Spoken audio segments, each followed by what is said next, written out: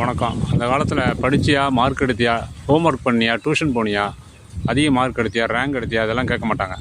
காலையில் எழுந்திரிச்சோமா, மாட்டுக்கண்ணை பார்த்தோமா, வயலுக்கு போனியா, மடையை திறந்தியா, வயலுக்கு தண்ணி வச்சியா, வயலை போய் பார்த்தியாடா அப்படின்னு தான் சொல்லுவாங்க.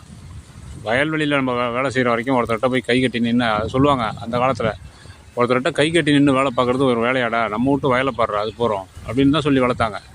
இப்போ தான் எல்லாம் ஐடி கம்பெனி லட்சத்தில் சம்பளம், கோடியை சேர்க்கணும், பிளாட் வாங்கணும், வீடு வாங்கணும், கார் வாங்கணும்னு மனிதனுடைய மனசு அப்படியே அலைப்பாயுது. அதனால தான் எண்ணற்ற நோய்களுக்கு நம்ம ஆளாகிறோம். இந்த மாதிரி காசு இருந்ததுன்னா இந்த மாதிரி ஒரு ஏக்கர் விவசாய நிலம் வாங்குங்க, சொந்தமாக விவசாயம் பண்ணுங்கள்.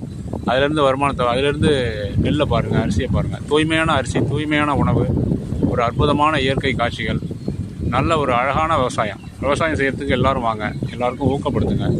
விவசாயங்கிறது ஒரு முக்கியமான ஒன்று, மனிதனுக்கு வாழ்வியல். அதுவும் தமிழகத்தில் மனிதனுடைய வாழ்வியல் தான் விவசாயம்.